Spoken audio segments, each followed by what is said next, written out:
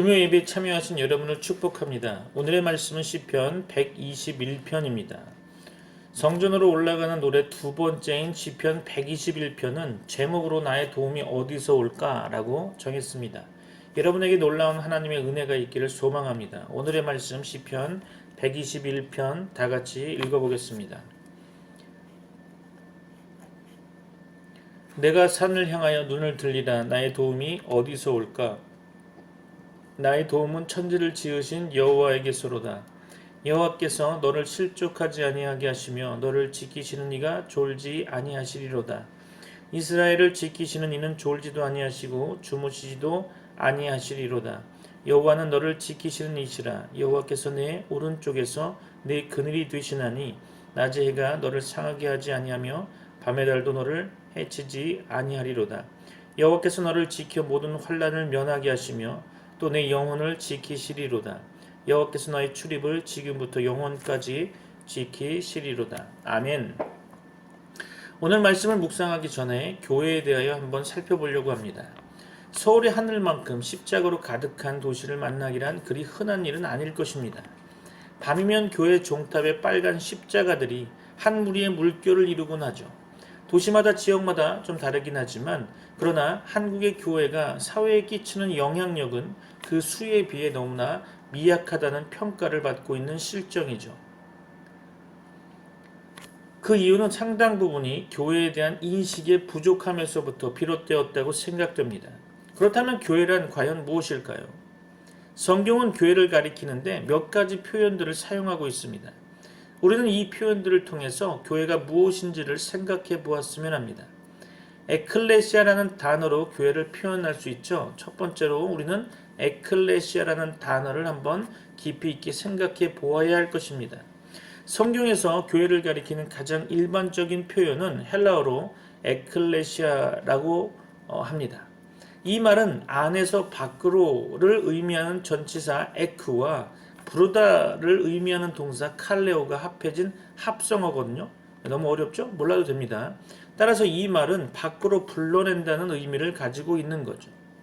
여기서 밖으로는 세상 밖으로 또는 죄로 말미암아 죽은 자들 밖으로를 뜻한다고 볼 수 있습니다. 그리고 부르다는 구원회로의 부르심을 뜻합니다. 그러므로 에클레시아는 죄로 말미암아 죽은 자들 가운데서 구원회로 불러내진 것이라는 의미를 가지는 거죠. 이에 따라서 교회는 흔히 구원회로 부르심을 받은 자들의 집합체라고 일컬어져 오고 있습니다. 이것을 다른 말로 바꾸면 교회는 그리스도 안에서 구원회로 부르심을 입은 자라는 의미의 성도가 교통하는 모임이라고 할 수 있는 거죠. 성도의 교통은 예배를 통한 하나님과의 수직적인 교통으로도 나타나고 있습니다. 그리고 상호간의 교제, 코이노니아를 통한 성도들 사이의 수평적인 교통으로도 나타나곤 하죠. 그러므로 예배와 교제가 있는 것이 바로 교회인 것입니다.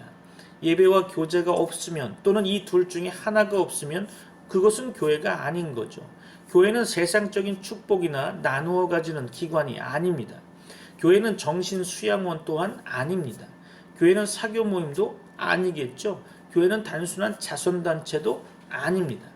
에클레시아는 어느 한 가정에 모인 사람들이나 하나의 독립된 단체를 구성한 사람들의 관계없이 사용되었음을 성경을 통해 확인할 수 있습니다. 확인해 볼까요? 고린도전서 16장 19절이죠. 아시아의 교회들이 너희에게 문안하고 아굴라와 브리스가와 그 집에 있는 교회가 주 안에서 너희에게 간절히 문안하고 골로새서 4장 15절 볼까요?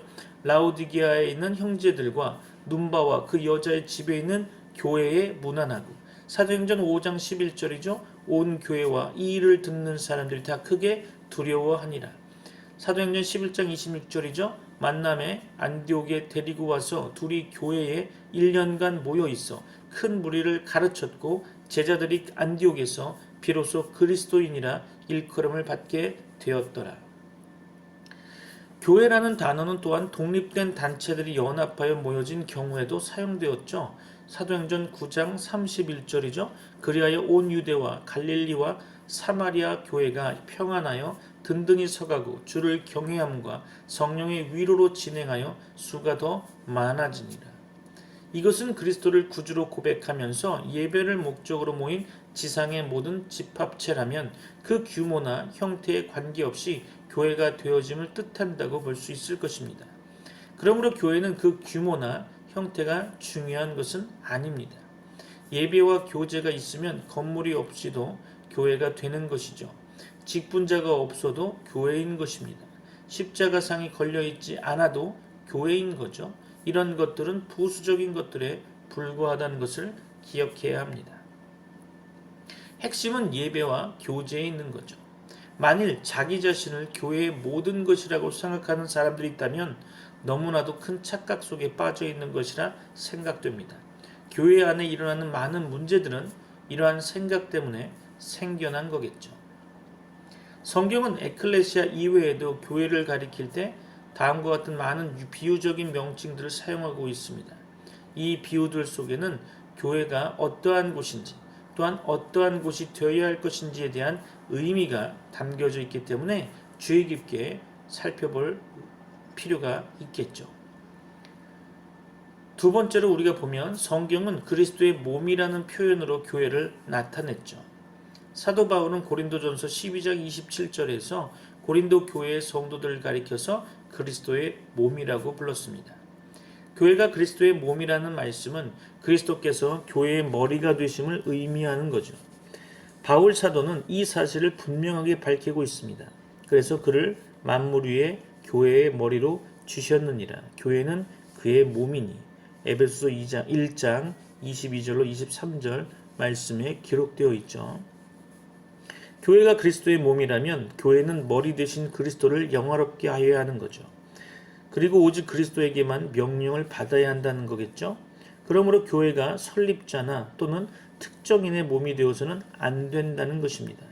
만일 그렇다면 그것은 교주를 모시는 사이비 집단이 되어버리고 마는 거죠.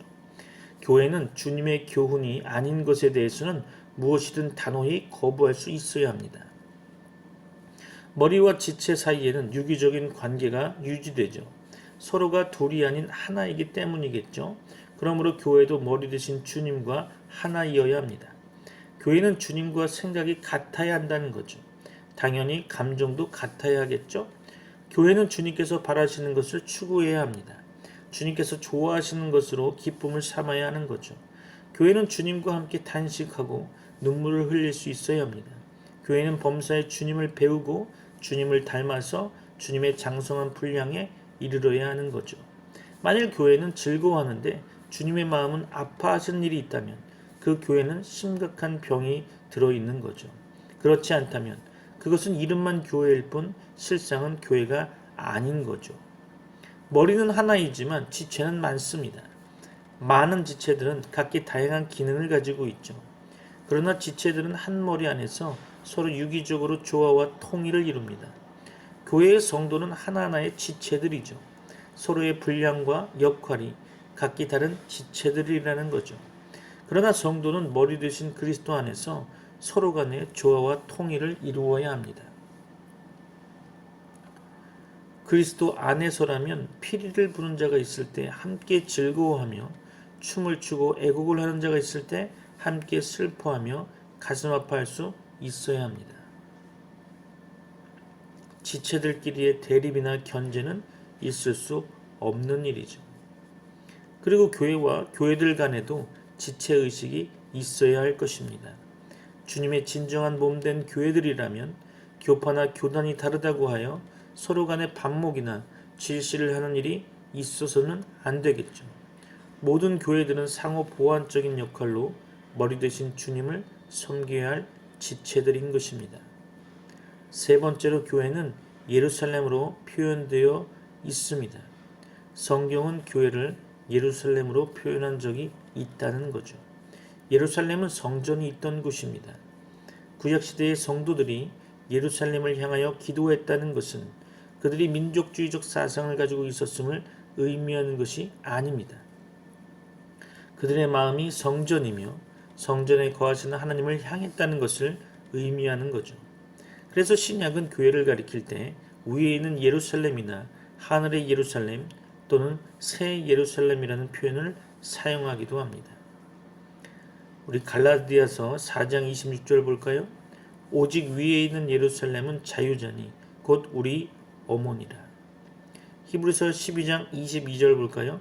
그러나 너희가 이른 곳은 시온산과 살아계신 하나님의 도성인 하늘의 예루살렘과 천만 천사와. 계시록 21장 2절 볼까요?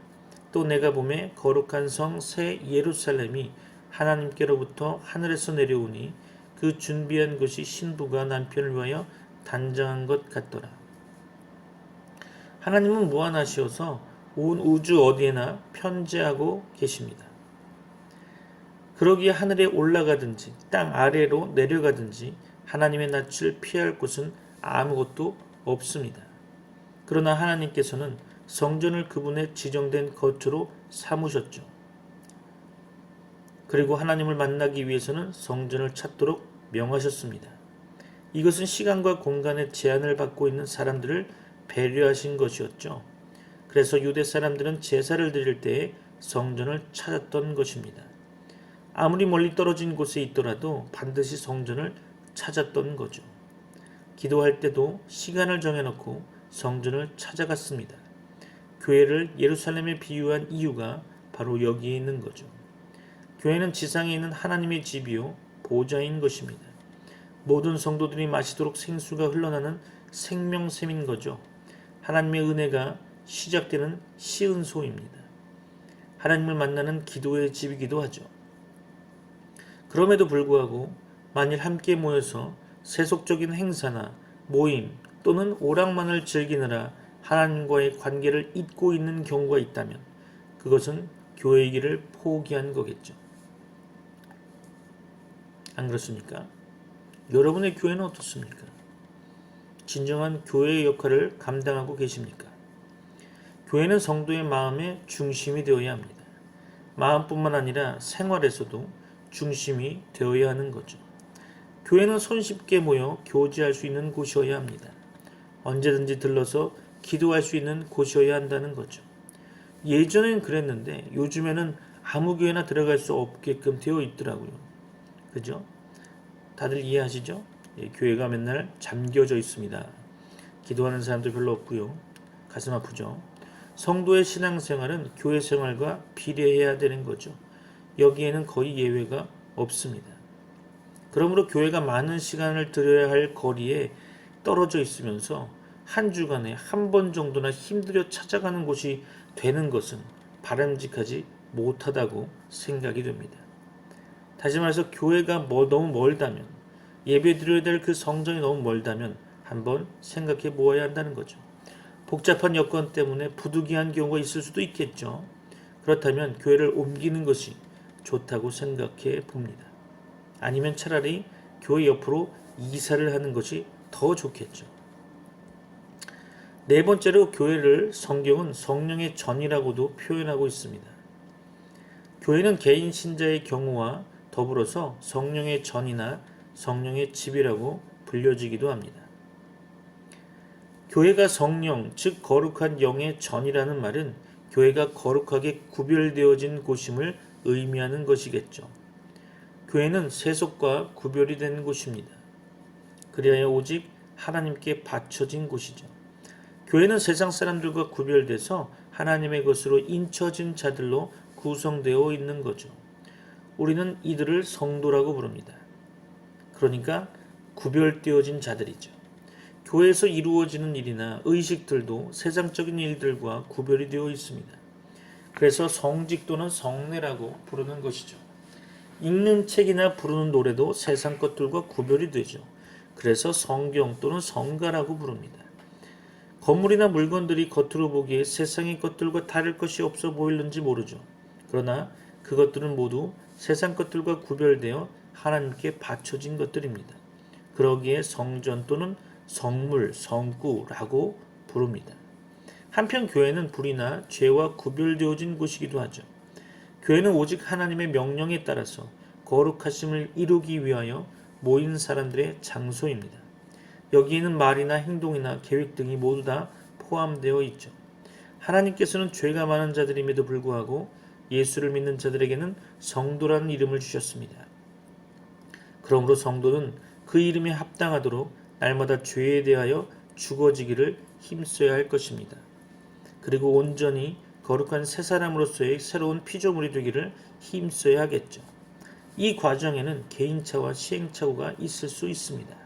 이 때문에 교회는 거룩한 곳임에도 불구하고 간혹 잡음들이 생겨나는 거겠죠. 불협화음이 일어난다는 거죠.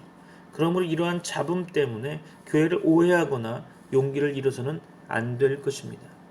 오히려 거룩해져서 가는 흔적으로 알아야 하는 거죠. 다시 말해서 거룩해져 가는 흔적. 점점점 우리의 삶의 흔적이 거룩해져 가야 된다는 거죠. 그리고 이를 최소화하기 위한 적극적인 노력. 다시 말해서 시행착오나 여러 가지 불협화음이 일어나지 않도록 또 일어나더라도 최소화하기 위한 적극적인 노력이 필요하겠다는 거죠. 최근 우리 주변에는 세상과의 구별을 상실한 교회들이 없지 않습니다. 생각이나 언어, 행동이나 벌이고 있는 행사에서 세상과의 차이를 발견하기가 힘든 경우가 많습니다. 일부 가사를 제외한다면 동작이나 마음가짐이나 기교 등이 세상 것과 전혀 다를 바 없는 노래가 유행하고 있는 듯합니다. 나누는 대화도 세상사죠. 집안이나 직장에서 어른이면 교회에서도 무조건 어른 행세를 하려고 하죠. 교회에서조차도 계모임이 이루어지고 있다고 하더라고요. 심지어는 성전이 세속 모임을 위해 대여되기도 합니다. 그래서 우리는 양무리 속에 숨어있는 1위를 골라야 하는 것이 아니라 어쩌다 1위 무리 속에 끼어있는 양을 구해내야 할 것 같은 느낌을 갖게 되는 거죠. 참으로 슬픈 일이 아닐 수 없습니다. 우리는 또다시 주님으로 하여금 오늘의 예루살렘 보시고 눈물을 흘리시게 해서는 안 될 것입니다. 우리는 나를 위해 울지 말고 너희와 너희 자녀를 위해 울라는 주님의 말씀을 기억해야 하겠죠. 그래서 교회로 하여금 구별된 곳이 되게 해야 하는 것입니다. 마지막 5번째로 성경은 교회를 그리스도의 신부라고 부르고 있습니다. 사도 바울은 남편과 아내의 관계를 그리스도와 교회와의 관계에 비유했죠. 그리고 남편은 그리스도께서 교회를 사랑하시듯 아내를 사랑하고 아내는 교회가 죽게 하듯 남편에게 복종하라고 했죠. 어디서 했을까요? 에베소서 5장 22절로 25절에 기록되어 있습니다. 그러므로 교회는 그리스도의 신부에 비유할 수 있는 거죠. 마치 남편과 아내가 둘이 아니고 하나인 것처럼 교회는 그리스도와 하나인 거죠. 여기에는 교회를 그리스도의 몸에 비유한 것과 같은 의도가 담겨 있는 것입니다. 그리고 신부로서의 교회는 오직 그리스도만을 사랑하고 항상 순결을 유지해야 한다는 의미도 담겨 있는 거죠. 또 오직 그리스도께만 복종을 해야 함과 동시에 희생을 아끼지 않은 헌신을 다해야 한다는 의미도 담겨 있는 것입니다. 그리스도께서는 자신을 돌보지 않으시고 죽기까지 교회를 사랑하셨습니다. 그러므로 교회가 그리스도께 복종을 해야 하는 것은 당연한 일이겠죠. 교회는 밤 언제쯤 올 줄 모르는 신랑을 기다리는 신부와도 같습니다. 그러므로 교회는 어둠과 함께 졸거나 잠이 들어서는 안 되는 거죠. 세상이 아무리 어두워진다 해도 정신을 차리고 깨어 있어야 하는 거죠.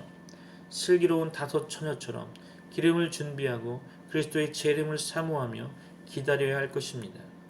세상이 어지러울수록 진리에 대한 왜곡이 심할수록 죄악이 관영할수록 불평이나 탄식만 하고 있어서는 안 된다는 거죠. 그것은 마귀가 바라는 것입니다. 그럴수록 교회는 더욱 재림에 대한 임박한 의식을 가져야 할 것입니다. 밤이 깊었다는 것은 새벽이 가까이 왔다는 증거겠죠.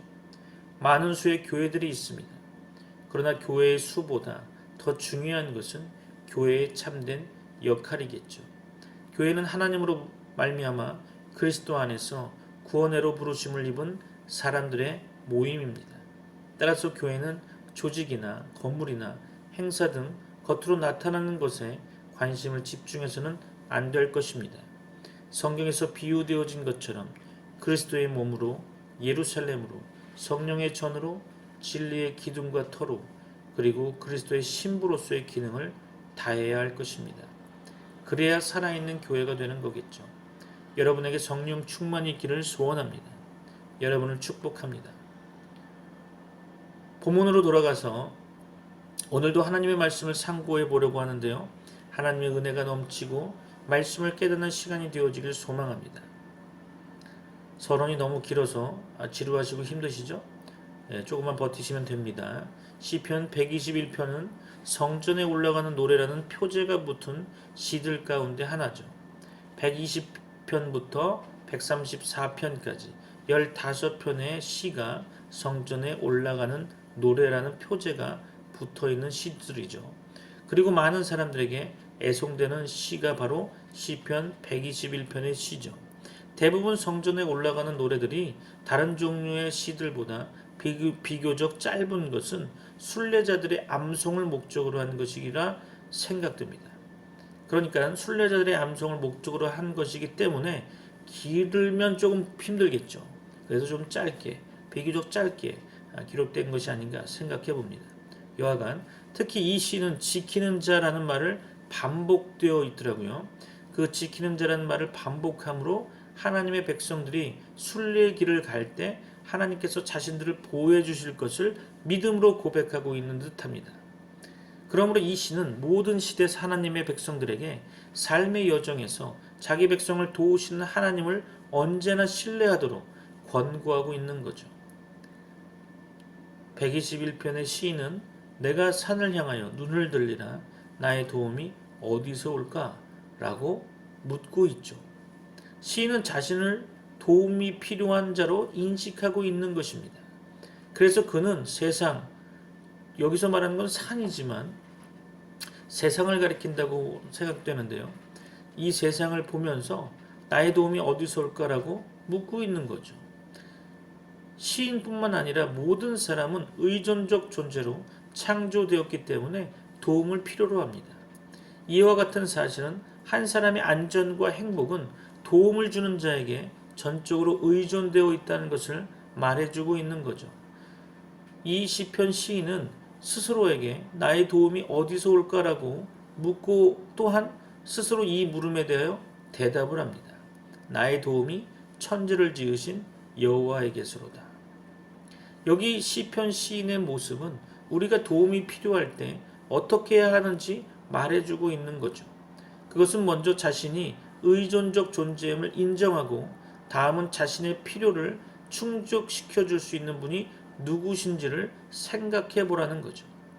이와 같은 생각을 할 때 이르는 결론이 우리를 온전히 도울 수 있는 분은 무한한 사랑과 무한한 능력을 소유하신 하나님뿐이라는 거죠. 그럼에도 불구하고 무지로 인해서 도움을 줄 수 없는 자를 의지한다면 우리가 얻을 수 있는 것은 실망 외에는 아무것도 없겠죠. 그래서 우리는 눈을 들어 산을 보며 누가 우리를 진정으로 도울 수 있는지 생각해야 하는 것입니다. 하나님은 우리를 도우시는 분이십니다. 어떤 사람은 자신을 도와줄 자를 부모나 친구 또는 자신보다 더 큰 힘을 가진 자로 생각하고 있습니다. 그러나 그들이 도움을 주기 원할지라도 제한 없는 사랑과 능력을 가지고 있지 못하므로 필요할 때마다 도움을 줄 수는 없을 것입니다. 오늘 본문 3절로 4절 볼까요? 여호와께서 너로 실족하지 않게 하시며 너를 지키는 자가 졸지 아니하시리로다. 이스라엘을 지키시는 자는 졸지도 아니하고 주무시지도 아니하시리로다. 우리가 하나님을 언제 어디서나 우리를 온전히 도와주실 분이심을 믿고 있을 때 어떤 환경 가운데서도 요동하지 않을 것입니다. 여기 본문에서 지키는 자라는 동사로는 지키다, 보호하라는 뜻이겠지만 명사화될 때는 보호자 또는 파수꾼의 의미를 가지고 있습니다. 그러므로 하나님께서 우리를 지키시는 분이라는 것은 우리를 보호해 주시기 위해서 파수꾼처럼 행하신다는 의미도 있다는 것을 알아야 할 것입니다. 파수꾼의 사명은 아군을 적들의 공격으로부터 보호하기 위하여 적들의 움직임을 살피는 일을 하는 거죠. 그러므로 파수꾼은 결코 졸아서는 안 되겠죠. 그러므로 본문에서 하나님은 너를 지키는 자라고 표현한 것은 하나님께서 우리를 지키시되 파수꾼처럼 한순간도 우리를 지키시는 일에 방심하지 않으신다는 의미가 담겨 있는 것입니다. 따라서 하나님의 보호하심 가운데 있는 우리는 안전한 것입니다. 사도 요한은 하나님께서 어떻게 우리를 지키시는지 이렇게 말하고 있죠. 요한일서 5장 18절입니다. 하나님께로서 나신 자가 저를 지키시매 악한 자가 저를 만지지도 못하느니라. 아멘이십니까? 시인은 계속해서 하나님께서 우리를 지키실 때 우리는 무엇으로부터 안전한지를 말하고 있습니다. 5절로 7절 볼까요? 여호와는 너를 지키시는 자라. 여호와께서 내 우편에서 내 그늘이 되시나니 낮의 해와 밤의 달도 너를 해치 아니하리로다. 여호와께서 너를 지켜 모든 환난을 면케 하시며 또 내 영혼을 지키시리로다. 이 본문에서 우리는 시인이 사용하고 있는 인칭에 주목해야 합니다. 그는 먼저 하나님을 3인칭이라고 말하고 있죠. 3인칭으로 말하고 있는데요. 4절 말씀에 이스라엘을 지키는 자. 다음부터는 2인칭으로 말하고 있습니다. 다시 말해서 5절 말씀에 보니까 너를 지키는 자. 물론 여기 너란 이스라엘을 칭한 것이지만 이것은 또한 이스라엘에 속한 모든 사람을 개인적으로 지칭하는 것이기도 합니다. 다시 말해서 한 사람 한 사람을 하나님은 지키고 계시다는 거죠. 하나님은 파수꾼처럼 이스라엘의 각 사람의 우편에서 그들의 그늘이 되어주심으로 낮의 해와 밤의 달도 그들을 해할 수 없게 하셨다는 거죠. 그늘이란 단어의 뜻은 보호, 방어 등의 개념을 가지고 있다는 말입니다. 놀라운 사실은 햇빛이 강할수록 그늘도 더욱 짙어진다는 거죠. 이처럼 하나님은 자기 백성을 공격하는 대적들이 강할수록 더욱 강한 자로 나타나셔서 백성들을 지켜주십니다. 그러므로 사막에서 낮의 해도 밤의 달도 하나님의 백성들을 해할 수 없는 것입니다.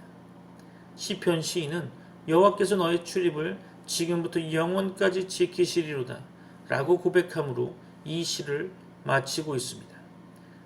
여기서 영원부터 영원까지라는 말은 하나님의 속성 중에 불변하심을 말씀하고 있다고 생각합니다.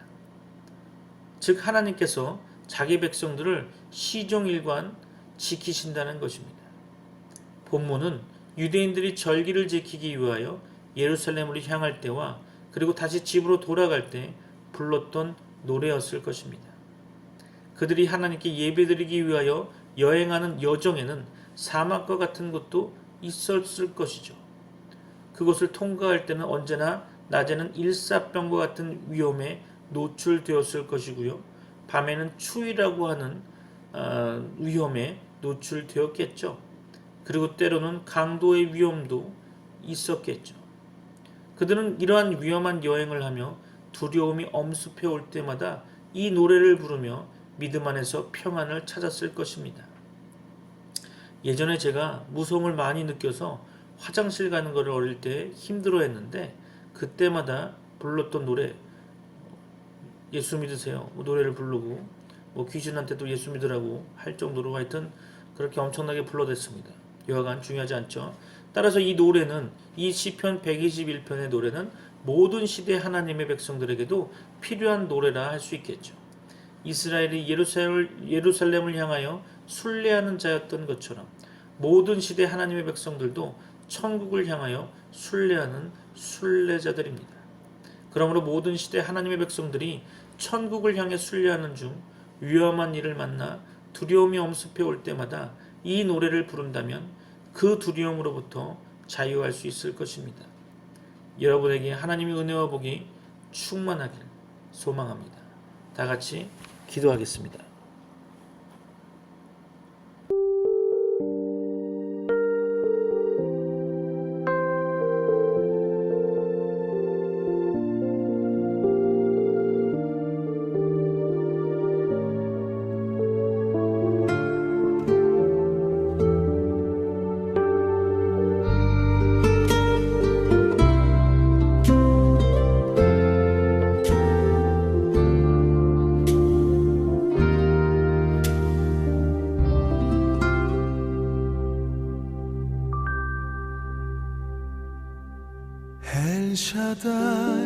El Shaddai, El Elyon Adonai, 영원히 동일하신 주의 이름